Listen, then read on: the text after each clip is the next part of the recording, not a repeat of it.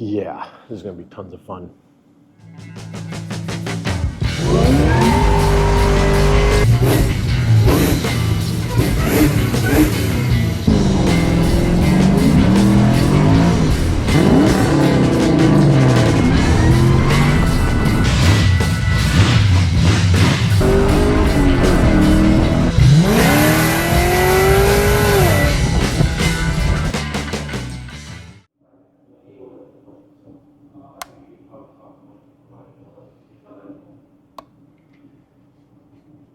What's up? It's been a while, guys and girls, ladies and gents. We're at Ferrari. Couldn't tell. And sunshine is here. This week I'm going to work on this truck and get as much done as I can. As you can tell, it needs a lot. And then it's going to, I believe, to exhaust and then back to the shop so they can put the bed on it, which is not on it, and get a lot of the other stuff done. I'm just seeing how much of the electrical I can bang out right now. Let me give you a walk around. So, doesn't look half bad. Actually looks super awesome. Looks really good. We got all the factory trim that's all been cleaned and polished and ready to go. Like all that's factory trim. This is factory trim. There's my beautiful engine sitting in there, but I gotta put the wiring harness on it and the new engine cover that we got. I need the battery tray so I can lay out where I'm putting my ECM and my fuse block. Not looking too shabby. So let me get over cold case radiator to my bay where I have 2 tons of parts for this thing and start going through stuff. All right, so I got a table full of Dakota Digital and Vintage Air, all my audio stuff here, gas pedal, heater hose, hood latch, push button start stuff, wiring stuff, more audio stuff, random parts of different wiring stuff. This is some of the trim. Don't know what this box is yet. We'll see. Those are Lamborghini parts. Those don't matter. The new tranny pan to put on there. This is the linkage for the transmission for the shifter. I don't know where the rod is. It might be in that. We'll have to see. But yeah, a ton of stuff. So I got to start digging through stuff and also doing regular work during the week here and seeing what else we have. What's this? Oh, this is the ECU mount. So this is the box from Fat Fender Garage that they make to mount your ECU in. I've already bolted it in there. I also painted the ECU the same color as the engine, so it shows through their little emblem there. Nice piece. It's going to mount on the passenger side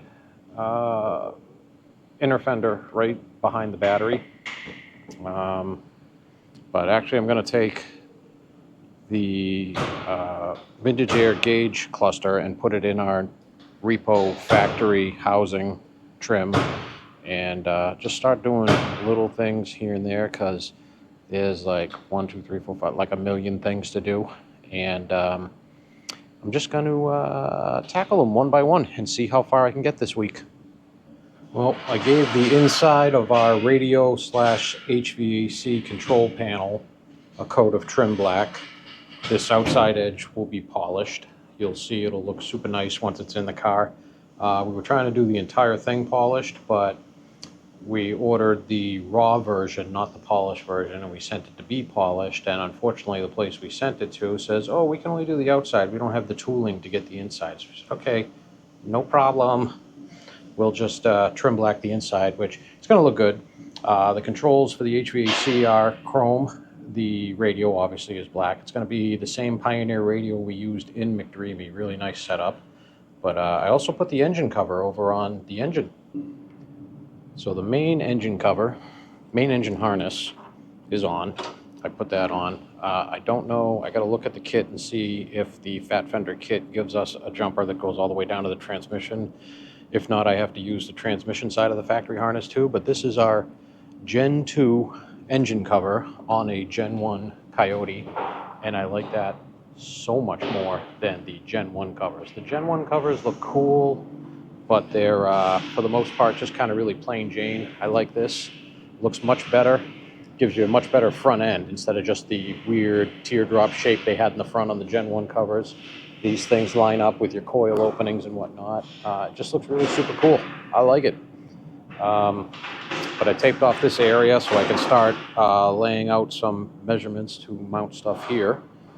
And like I said, I got to grab the factory harness that's hanging over there that goes down to the transmission, and then grab the box of the parts from Power by the Hour and see if I need to use that harness or not. I cannot remember from the 69 F100 if we did or not, but little tiny things. A lot of stuff. Every time I look at this, I see more and more stuff I need to do, and less time I have to do it.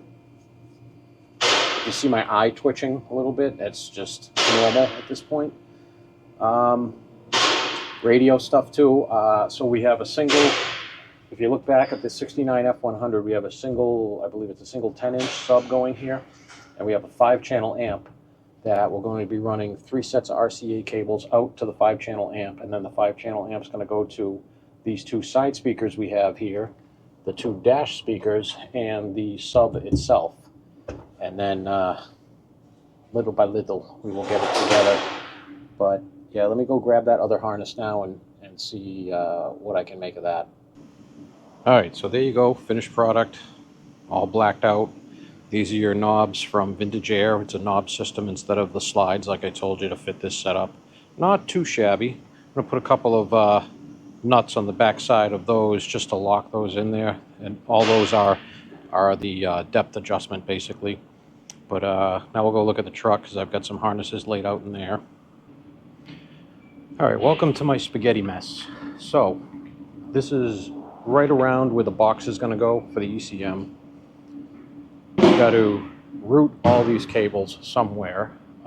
These 3 right here go inside, or 2 go inside. This thin one is my mass airflow cable. They give you a stupid long extension for that in case you need it. This one is for if I was doing paddle shifters and whatnot and all that special stuff. They give you blunt ends for that. This one is my DLC and my pedal input. This one goes up into my fuse block. So the fuse block and the other one we mounted on a standoff case up a little higher here. This is a new style fuse block from the last one we used. I think I'm going to flush mount this one down into the fender.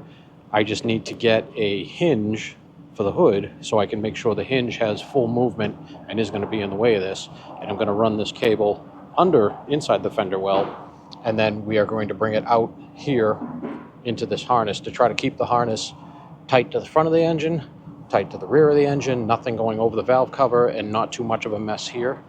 I also am contemplating drilling taking a hole saw to here and putting my interior harnesses, these 2 over here, in through there and then running them across the inside of the firewall instead of running them across the outside here and over to somewhere over there. All right, got a little bit more of this figured out. This whole entire harness is going to get tied super tight together over here. We're getting factory 90-degree quick connect fittings. They're a 3/4 tube if you're looking for them. 5/8 barb. I will put somewhere in here, I will put the part number for the dormant parts if you're ever looking for them for the Coyote motor quick connects for your heater system. I'm going to run these because they're 90 degrees right down these 2 channels like factory, and then across the back of the intake and into my 2 heater ports. And somewhere behind the intake I'll be putting in our H crossover, because when you do a swap like this you need to have a crossover in those 2 lines, because these engines pass coolant from head to head and you'll get overheating in the head and bad readings on your cylinder head temperature. Got ahead of myself and mounted our HVAC/radio panel. Really nice. I like these. I think if we do any more F100s, F200s, whatever, any more 67 to 72 F trucks, definitely going to use one of these. And like I said, they make these full polish or machined. He got the machined one by accident, so we polished the edge and painted the inside. But right now I'm going to actually go over to my bay and mount the Dakota Digitals to the faceplate here. I already brought the faceplate over here because nobody's test fit any of this stuff yet. And I was like, oh crap, that's really close. We have a few thousandths of an inch, so we have plenty of room there. Oh, here we go. So these are our Alcantara. Oh, it's Alcantara roof too. Look at this fanciness. These are our Alcantara sun visors that I blasted and painted the brackets to get everything all the same, nice and black. But yeah, it's going to look pretty decent. I think this black here, like the boss man said, doing this black inside is going to match better with the black accents that are inside the IPC cluster surround. And it's going to look very, very good. So I've got some little stainless steel screws. And I also did some more digging, and these are actually for if I had the steel bezel, I guess. They have a steel one, not the plastic one. I've never seen it before, but... All right, so we're going to put this on. We're going to open up my grease. What did I do with my screwdriver? You know, hey, it's in my pocket. All right. We're going to put a tiny dab of grease on these threads so that they go in easy and don't gall and split the plastic. We'll put a couple in to line everything up.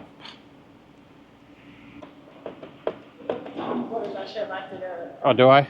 Yeah. You're on. Dumb. You're on camera. Oh fuck. You gonna say something to me? No, why would I? Because now you look dumb. But there we are. This is our gauge cluster for sunshine. All right. So I'm not going to put any bolts in this to hold this in yet because I've got a ton of wiring to do behind it. But as you can see, like we were saying, the black accents that are in this go pretty good with that, with the black inside instead of being all polished or raw inside. But yeah, I also got to mount my push button start over here, which we perfected that mounting system after multiple tries on the 69. So now I know how to get it and make it look good and work. And then we'll just continue on with some wiring. Yay, yay. All right, so one thing we did not note forward from the last F100 is to use this button, we need to open this hole up. We should have had a big giant note on the blackboard that says open hole up before paint. We did not. So, Noah, I'm going to be as careful as I possibly can and open this thing up. It doesn't need much, it just needs a bit. I forget how much I had to open it up last time, but we're just going to hit it with a sand roll on here and open it up little by little until that thing slides in there. All right, you know what was not fun? Having to open that hole up, I would say a 1/4 inch bigger than what it actually was, but it's opened up, it's clean, it's centered, and it's in there. I actually made it a tighter press fit than we did on the 69, so that ain't going nowhere. That's in there. I don't have to put a double-sided tape backing like I did on this lip on the 69, just because we've got a nice tight fit there.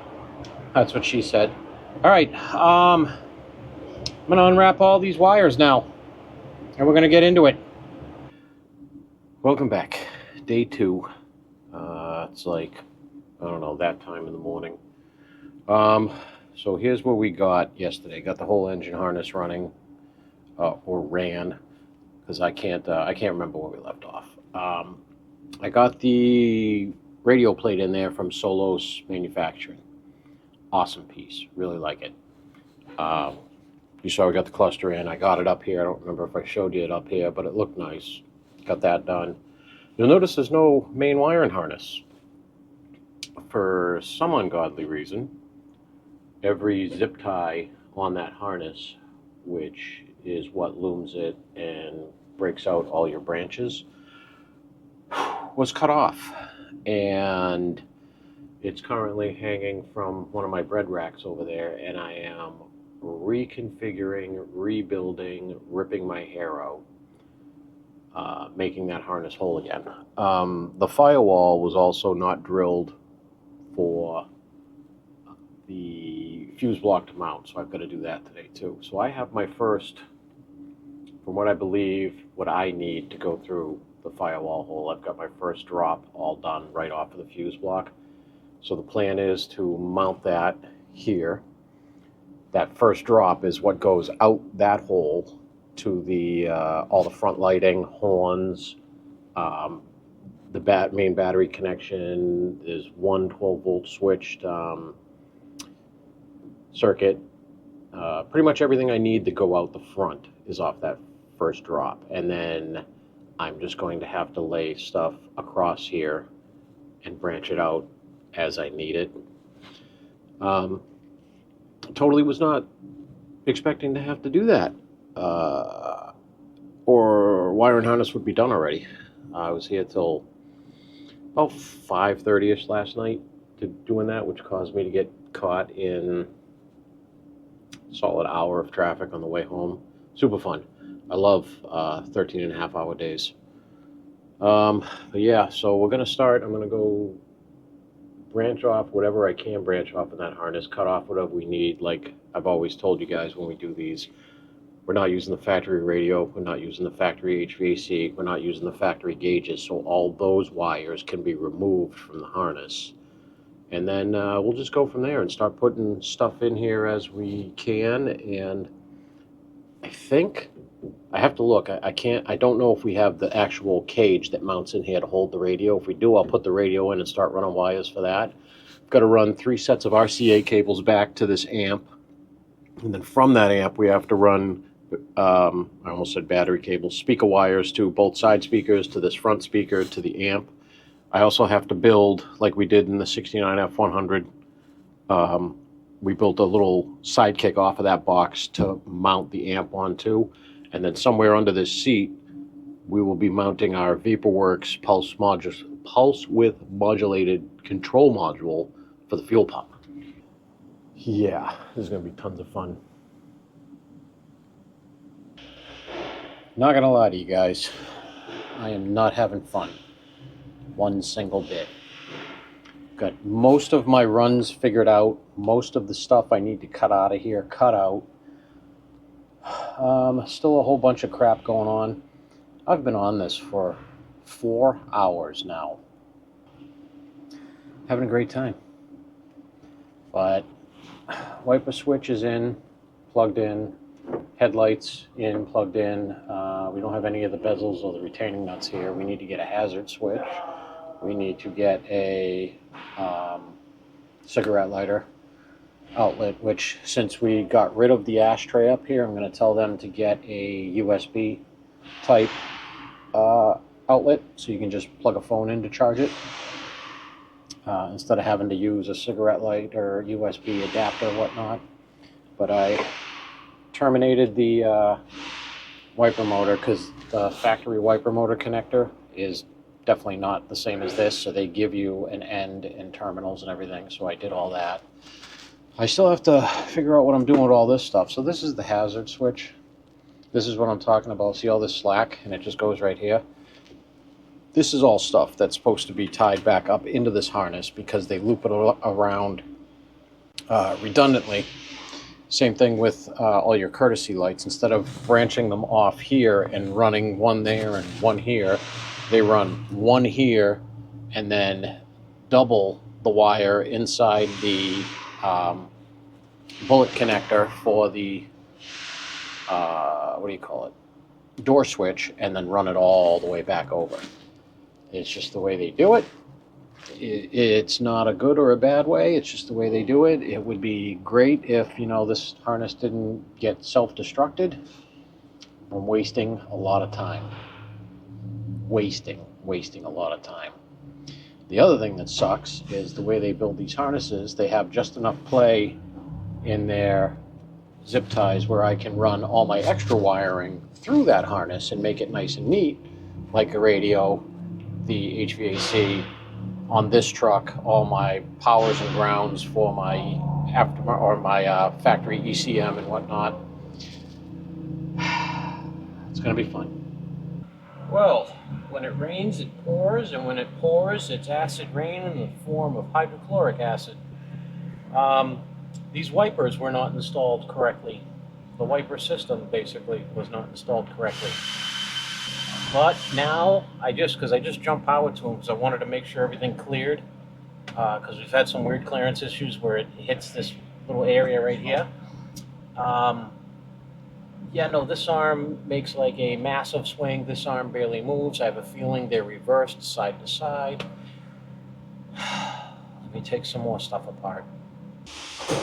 Okay, so I think my mic fell. There it goes. So the left and right pivots definitely were swapped side to side, and that arm is longer than this one, so it was just flatlining the thing over here. We are good to go now, though. Working all the way across. I've got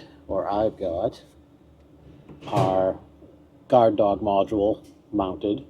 That's for the push button start. I've got my Dakota Digital brain box mounted.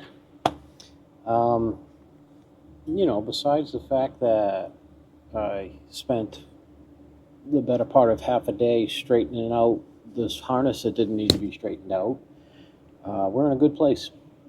Kinda. Maybe. Whew. A lot of crap.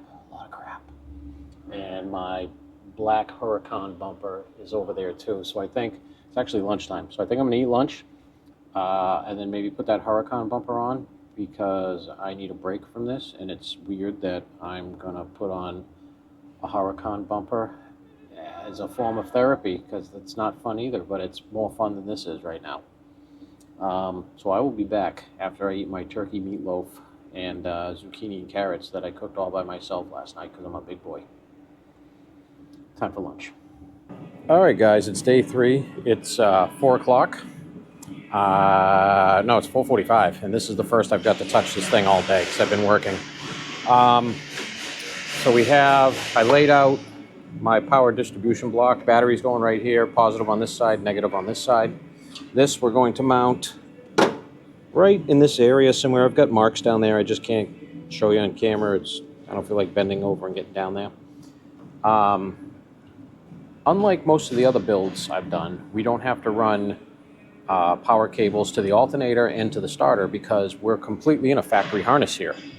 So all I have to do with this factory harness is these 3 power wires, which are your main battery wires, cut these and lengthen them so I can come down here and then attach into this bus box, and then make a 2 or 4 gauge, probably 2 gauge cable from the battery down to this box to supply power to it.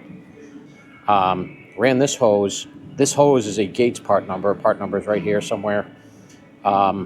Worked out perfectly, and I love it. And I love it because it has a molded in 90-degree on it, which is going to be perfect to get this on here. It's got a little bit of a twist in it now, which we'll get out of it because I have to slice this, because if you remember, we have to put this H pipe in, otherwise you have cooling issues on your Coyotes. But we ordered another one of these hoses. So once that hose is in and on and run, I'm going to figure out either here, or I'd like to hide it completely behind the intake or the engine. Just depends on how the hoses line up, because this one's going to be here, you know. So if they line up good, it's going to be hidden. If not, it'll be right here and tucked away, so you'll barely see it because everything's black anyways. But yeah, this 90-degree, if you ever try to bend something that tight out of any kind of heater hose, you know it's Kink City like that, basically. But this molded in 90, it's awesome. So hopefully that part number can help any of you guys out doing Coyote swaps and Ford pickups, Holder Ford pickups. I think that's it. But oh yeah, so I also opted and got the boss to do this style, this whole deal. So everything heater hose wise was, there we go. Everything is hidden underneath. So all we're going to have is a little bit of factory harness here. This is going to be much more neater and tied up tightly to everything. And what else? Oh, your air intake tube's coming off. We ordered that too. We actually found a 11 to 14 Mustang unit that's going to work good for this to get us our main bend anyways, and then we can fab it out to here. But I think that's all I had time to do today. We're also going to be doing a 4-relay cooling fan setup. I'll explain that when we get to that part. It's just a little bit extra stuff because we have a positive trigger off of the power by the hour harness instead of a negative trigger like usual. And I don't think I've gotten, no, I haven't done anything inside since last recording. So, all right, we'll see if and when and what I can get done tomorrow on day 4. And totally forgot Monday was Labor Day and it's not a 5-day week. So we got 4 days on this thing, and then it's going back to the shop, and he's going to put the bed and stuff on it, which kind of sucks because I would have loved to get the fuel system run first, but we don't have all the stuff yet. So, on to tomorrow. What's up, guys? It's actually day 5. Day 3 and day 4, I really didn't get a chance to do much on this. I'll show you what I have gotten done. Our coolant lines, heater hose lines are run. They're done. My ECM box is done and mounted. This thing is nut certed down into there. Battery tray and battery is mounted. I still didn't drill my holes yet for my bus bar. Did a whole bunch of laying out stuff and trying to figure stuff out in between doing all kinds of other stuff. I think I've done like, I don't know, 30 hours worth of work or something over there in between. This, I actually did a lot of looking at it yesterday. Instead of top mounting it, I'm going to make a template that's this size. Let me put you down for 1 second so I can remove this cover.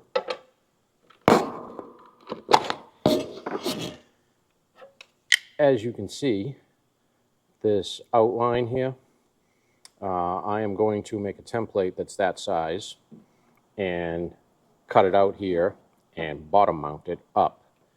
And then all that wiring is going to be underneath there. I do not think I've done anything inside at all since the last time you've seen. No, I have not.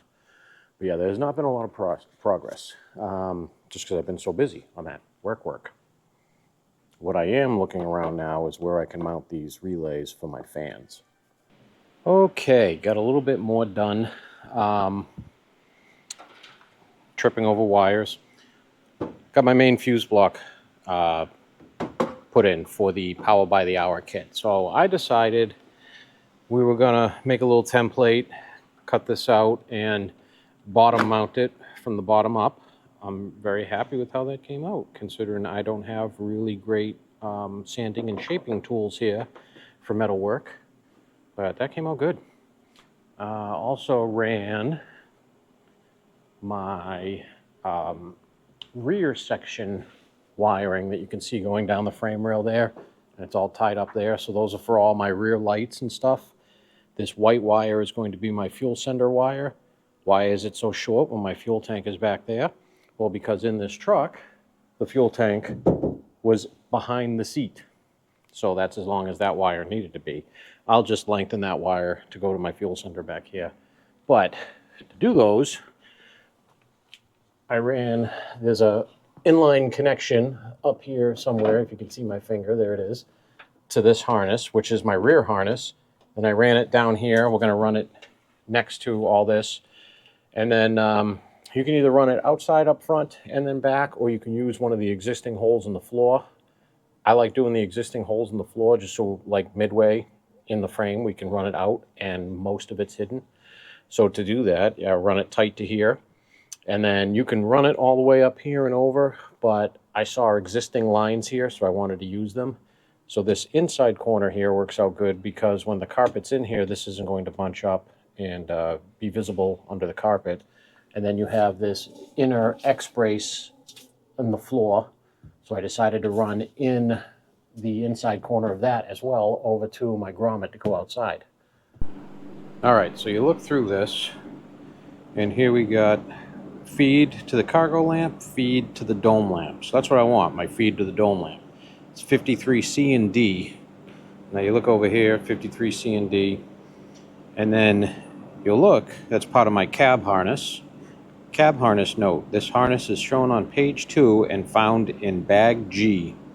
And then they even tell you, include the wiring for primary fuel tank, dome light, cargo, blah, blah, blah, yada, yada. So we're going to go to page 2 because I couldn't find bag G because I think the paper's already been taken out of the bag because we've been in it before. But page 2, 30M is the one we want. So you see that one? It's color-coded with the connector.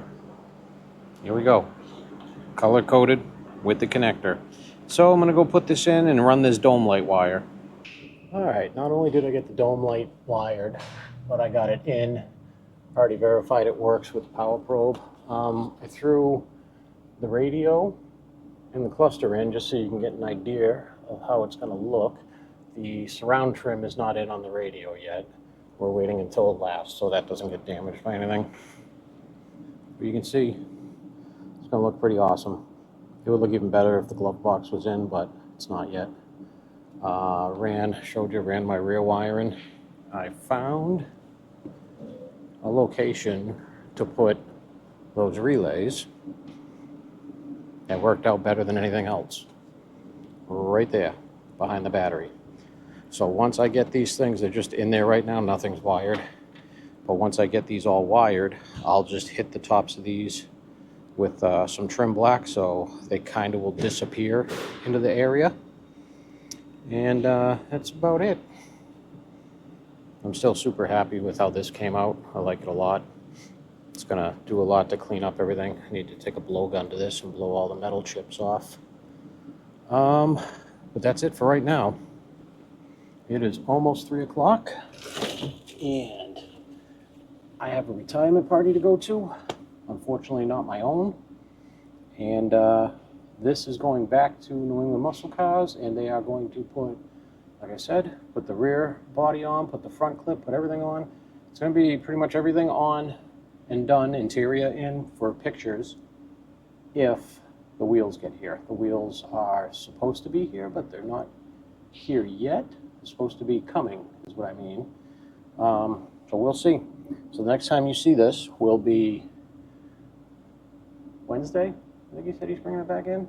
And the body will all be on it, so we can get a good idea of what it's going to look like. And the interior is going to be mostly in it, so you can get a good idea of what that's going to look like. And then it'll be doing some photos, I believe, if the wheels are here.